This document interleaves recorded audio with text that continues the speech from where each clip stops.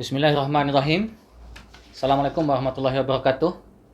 Hari ini saya, Muhammad Zamir bin Ghazali, merupakan Ketua Pemuda Amanah Negeri Terengganu, membuat satu kenyataan media bagi menyangkal dakwaan pemuda PAS Negeri Terengganu DPPT berkenaan dengan isu rumah udut di Terengganu yang berlegar baru-baru ini.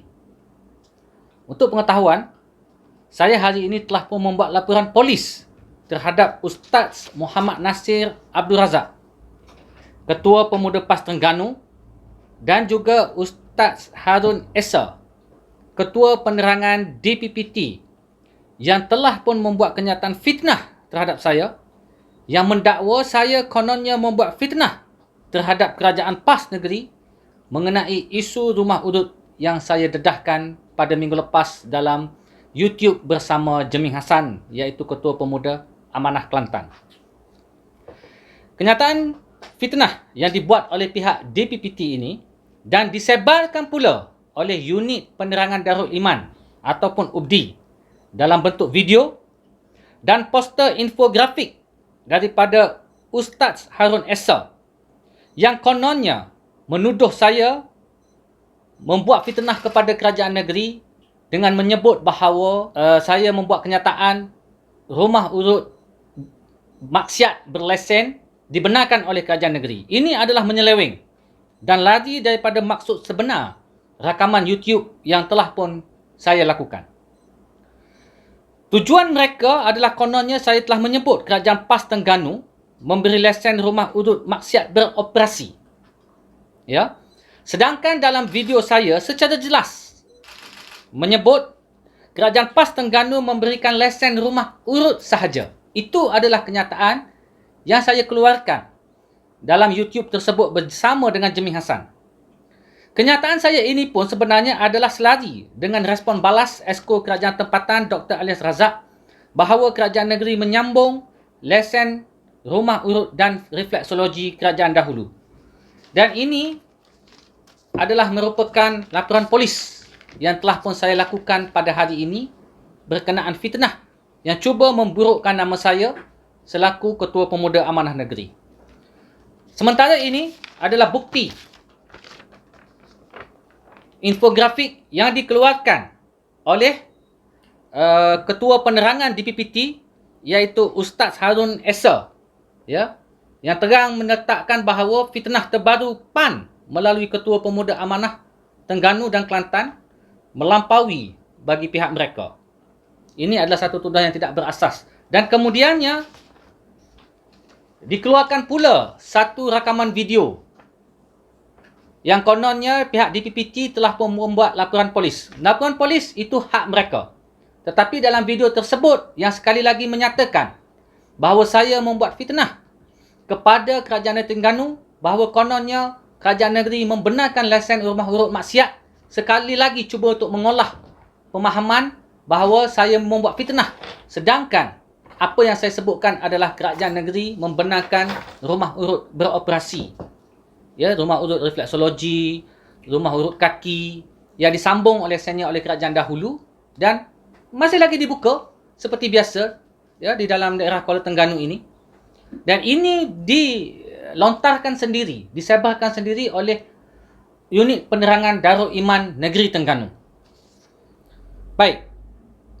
Jadi dengan itu, untuk menerangkan lagi isu ini, dalam video tersebut saya memberi contoh sebenarnya rumah urut berlesen yang beroperasi di negeri Terengganu ini, di mana aktiviti bermoral tidak bermoral itu ada berlaku. Ianya berlesen, tetapi mungkin penyalahgunaan pada lesen ataupun penguatkuasaannya lemah daripada pihak kerajaan negeri, maka aktiviti-aktiviti yang tidak beretika, tidak senonoh dan tidak bermoral itu pun terjadi. Bukti, beberapa serbuan polis pernah dibuat dalam beberapa laporan akhbar dan juga laporan akhbar pernah melaporkan tentang tangkapan yang dibuat di beberapa pusat urut. Selain daripada itu, di Terengganu lah. Selain daripada itu, beberapa review pelanggan. Nah, ini amat malang sekali, ya. Review pelanggan di atas talian di dalam Google Maps dan Google Ads yang pernah mendapatkan perkhidmatan di tempat-tempat yang kami dakwa ini turut ada dan boleh dicari dengan begitu mudah sekali. Saya ingin tunjukkan bukti bahawa polis pernah melakukan serbuan di Kuala Terengganu di rumah pelacuran lah sebagaimana yang ditulis ya di dalam akhbar. Dan tarikh ini tidak lama, iaitu pada Oktober 31 tahun 2018, waktu ketika PAS memerintah. Ini menunjukkan aktiviti tidak senonoh ini berlaku di pusat rumah udut. Dan kemudiannya rumah udut ini masih beroperasi. Kemudiannya juga ada dahulu keterangan daripada pelanggan, Sina Hadian, saya cuma datang urut badan sahaja. Bermakna tangkapan juga pernah dibuat oleh Jabatan Hak Ehwal Agama Islam di pusat urut yang sama dan pusat urut tersebut juga masih lagi beroperasi. Kita tidak mengatakan bahawa kerajaan negeri meluluskan lesen rumah urut maksiat sebagaimana yang disebut oleh DPPT. Kita menyebut bahawa, saya menyebut Terengganu membenarkan lesen rumah urut beroperasi dan kemudiannya berlakulah kejadian-kejadian yang seperti ini. Sementara ini adalah merupakan review. Saya tak tergamaklah nak baca review tu, ya, kerana agak erotis. Tetapi boleh dilihat di dalam Google, jelas menunjukkan bahawa pelanggan datang.